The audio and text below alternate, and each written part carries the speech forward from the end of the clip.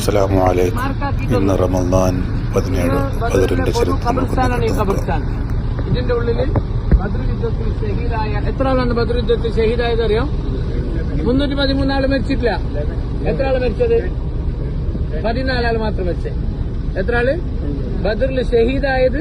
14 ആള് മാത്രം. ആ 14 ആളെ പേര് വലിയ മാർബിൾ ഫലകത്തില് അപ്പുറം സർക്കിളിൽ എഴുതി വെച്ചിട്ട് നമുക്കത് വായിക്കാൻ പറ്റും. അവരടക്കം ചെയ്ത ഖബർസ്ഥാനാണ് ഖബർസ്ഥാൻ. ഇസ്ലാമിൽ ആദ്യത്തെ യുദ്ധമാണ് ബദർ. മക്കയിൽ യുദ്ധം ഉണ്ടായിട്ടില്ല. മക്കയിൽ നബിതങ്ങൾക്ക് കഷ്ടപ്പാടും പ്രയാസമുള്ള കുറെ ഉണ്ടായി. പക്ഷെ യുദ്ധം ചെയ്യാനുള്ള അനുവാദം ഉണ്ടായിട്ടില്ല. മക്ക വിട്ട് മദീന വന്ന് മദീനയിലും റസൂലിനെ സ്വസ്ഥമായി ജീവിക്കാൻ മക്കാർ സമ്മതിക്കുന്നില്ല. മദീന അറ്റാക്ക് ചെയ്യാൻ വേണ്ടിയിട്ട് അവർ വരികയാണ്. ആ വിവരമറിഞ്ഞ അള്ളാഹു റസൂലിനോട് പറഞ്ഞു, വഴിയിൽ വെച്ചവരെ തടയണം. അങ്ങനെയാണ് ഇവിടുന്ന് തടയുകയും അവസാനം ഒരു യുദ്ധത്തിൽ അത് അവസാനിക്കുകയും ചെയ്തത്. നബി തങ്ങളോടൊപ്പം 313 ആള് ഒരു കച്ചവട സംഘത്തെ തടുക്കാൻ വേണ്ടിയിട്ട് വന്നതാണ്. പക്ഷെ അത് യുദ്ധത്തിൽ അവസാനം എത്തിപ്പോയി. അവരുടെ കൂട്ടത്തിൽ 1000 ആള്. ഒരിക്കലും ജയിക്കാൻ സാധ്യത ഉണ്ടായിരുന്നില്ല. പക്ഷെ നമ്മുടെ റസൂല് റമദാൻ 17 അന്ന് രാത്രി ആകാശത്തേക്ക് കൈകൾ ഉയർത്തി ഒരു ദുആ നടത്തിയത് ചരിത്രത്തിൽ കാണുന്നുണ്ട്. റസൂല് ദുആ ചെയ്ത് നിസ്കരിച്ച സ്ഥലത്താണ് അപ്പുറത്ത് പള്ളിയുള്ളത്. ഇത് ഖബർസ്ഥാൻ മാത്രമാണ്. യുദ്ധം നടന്ന മൈതാനം വേറെയാണ്. ആ പ്രാർത്ഥനയ്ക്ക് ഉത്തരം കിട്ടാൻ ഒരു പ്രഭാതം വരെ മാത്രമേ കാത്തു നിൽക്കേണ്ടിയിരുന്നുള്ളൂ. ആ രാവിലെ ആകാശത്ത് നിന്ന് 5000 മലക്കുകൾ വിശ്വാസികളെ സഹായിക്കാൻ വേണ്ടി ഇറങ്ങി. ജിബ്രീൽ അലൈഹിസ്സലാം പോലും കുതിരപ്പുറത്ത് യുദ്ധം ചെയ്യുന്നത് ഞാൻ കണ്ടു എന്ന് മുഹമ്മദ് റസൂലുള്ളാഹി സ്വല്ലല്ലാഹു അലൈഹി വസല്ലം. ജിബ്രീൽ പലപ്പോഴും വന്നിട്ടുണ്ട്. പക്ഷെ ഒരു യുദ്ധത്തില് മുസ്ലിമീങ്ങളെ സഹായിക്കാമെന്നത് ബദറിൽ മാത്രമാണ്. അബൂജഹലിന്റെ തല പോയത് ബദറിലാണ്.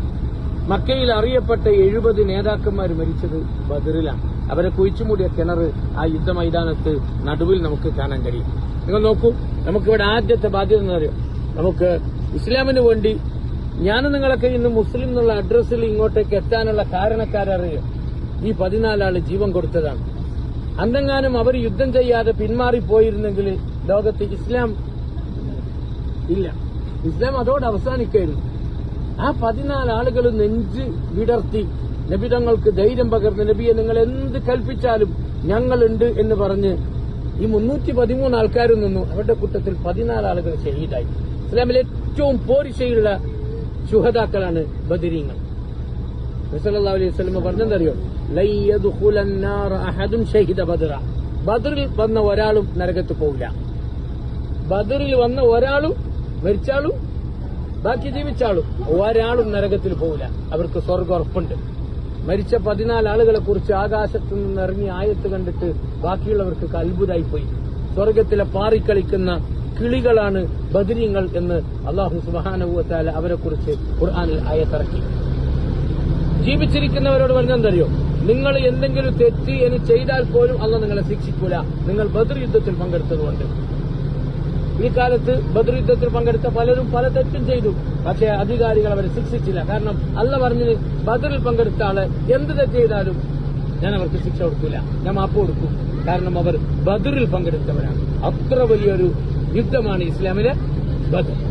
ആ ബദർ ശുഹദാക്കൾ അടക്കം ചെയ്ത ഖബർസ്ഥാനിൽ ആദ്യം നമുക്ക് അവരോടൊരു സലാം പറയാം. പറഞ്ഞോളൂ, അസ്സലാമു അലൈക്കും യാ ശുഹദാഉ ബദർ വഇന്നാ ഇൻശാഅല്ലാഹ് ലാഹിഖൂൻ നസ്അലുല്ലാഹ ലനാ വലക്കും العافية يغفر الله لنا ولكم. അല്ലാഹു സ്വർഗ്ഗത്തിൽ ഇവരുടെ അയൽവാസികളായി നമുക്കും ഇരിക്കാനുള്ള തൗഫീഖ് അല്ലാഹു എത്തിക്കുമാറാകട്ടെ. ഇവർ ലോകത്ത് ബാക്കി വെച്ച ഒരു ദീൻ, ആ ദീനനുസരിച്ച് ജീവിക്കാൻ അല്ലാഹു നമ്മെ അനുഗ്രഹിക്കുമാറാകട്ടെ. പ്രതിസന്ധിയിലും പ്രയാസത്തിന്റെയും ഒക്കെ സമയത്ത് ആകാശത്തേക്ക് കൈകൾ ഉയർത്തി അല്ലാഹ് എന്ന് വിളിക്കുന്ന ബദരീങ്ങൾ കാട്ടിത്തന്ന ഈമാനിനെ അല്ലാഹു നമുക്കും പ്രദാനം ചെയ്യുമാറാകട്ടെ. നമുക്ക് ഇൻഷാ അല്ലാഹ് പേരൊന്ന് വായിക്കാൻ വേണ്ടി ആ സർക്കിളിലേക്ക് പോകാം. ശരി. وأنتم أذلة فاتقوا الله لعلكم تشكرون صدق الله العظيم. നിങ്ങൾ ബദറിൽ അല്ലാഹു തീർച്ചയായും നിങ്ങളെ സഹായിച്ചിട്ടുണ്ട്. അന്ന് നിങ്ങൾ ദുർബലരായിരുന്നു. അതുകൊണ്ട് നിങ്ങൾ അല്ലാഹുവിനെ സൂക്ഷിക്കണം. അല്ലാഹു നിങ്ങൾക്ക് നന്ദി ചെയ്തേക്കാം എന്ന ഖുർആനിലെ ഒരു വചനമാണ് അവിടെ എഴുതി വെച്ചിട്ടുള്ളത്. പിന്നെ കാണുന്നത് അസ്മാഉ ശുഹദാഉ ഗസ്വത്ത് ബദർ. ബദർ യുദ്ധത്തിൽ ഷഹീദായവരുടെ പേര്. തുടങ്ങുന്നത് ഉമൈർ ഇബ്നു അബി വഖാസ്. അവിടുന്ന് അങ്ങനെ തുടങ്ങിയിട്ട് ഔഫ് ഇബ്നുൽ ഹാരിസ്. എത്ര ആളുണ്ട് ഇതിന്റെ ഇടയിൽ നോക്കി? 1 2 3 4 5 6 7 8 9 10 11 12 13 14. ഇവരാണ് ബദർ ഷഹീദായ ആൾക്കാർ. ഇത്ര ആൾക്കാരാണ് ബദറിൽ ഷഹീദായി. യുദ്ധത്തിൽ പങ്കെടുത്തത് 313 പേർ. അതിൽ മരണപ്പെട്ടത് 14 പേർ.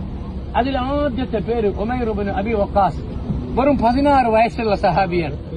ഞാൻ നോക്കികള് സഅദ് ഇബ്നു അബി വഖാസ് എന്ന് പറയുന്ന സ്വർഗം കൊണ്ട് സന്തോഷ വാർത്ത അറിയിച്ച 10 സഹാബികളുണ്ട്. അശറത്തുൽ മുബശ്ശിരീൻ. ആ സഅദിന്റെ സഹോദരനാണ് ഉമൈർ, ബ്രദർ, അനിയൻ.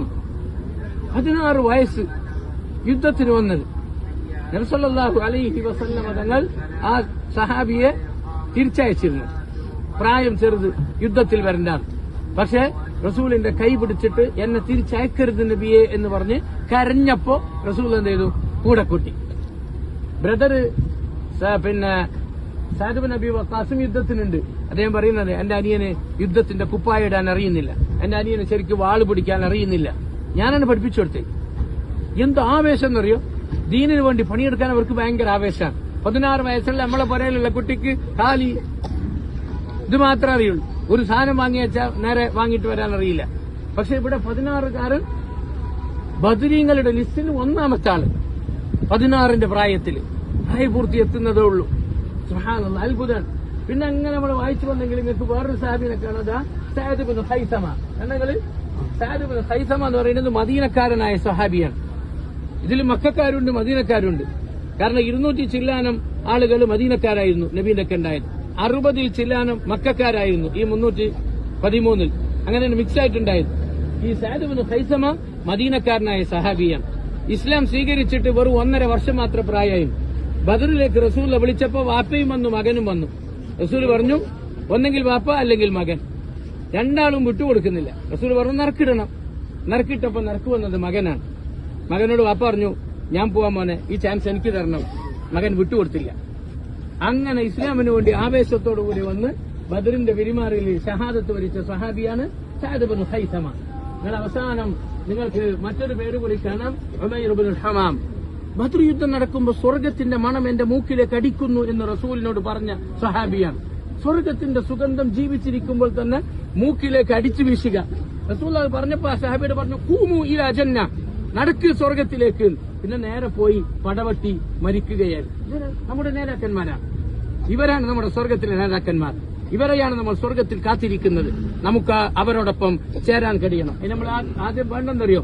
അവര് ഈ ബദറിന്റെ വിരിമാറിൽ ആകാശത്തേക്ക് പാതിരാത്രി കൈകൾ ഉയർത്തി ദുആയിരുന്നതുപോലെ ജീവിതത്തിലെ പ്രതിസന്ധിയിലും പ്രയാസത്തിലും അല്ലാഹ് എന്ന് വിളിക്കാനുള്ള കരുത്ത്, ഈമാനികമായ കരുത്ത് നമുക്ക് വേണം. എപ്പോഴും കൈകൾ മുകളിലേക്ക് ഉയരണം. കൈകൾ ഭൂമിക്കടിയിലേക്ക് അടക്കപ്പെട്ടവരിലേക്ക് ഉയരുന്ന അവസ്ഥ ഒരിക്കലും ഉണ്ടാകാൻ പാടില്ല.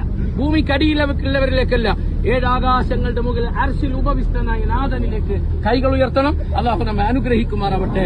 അസ്സലാമു അലൈക്കും വറഹ്മത്തുള്ളാഹി വബറകാതുഹു.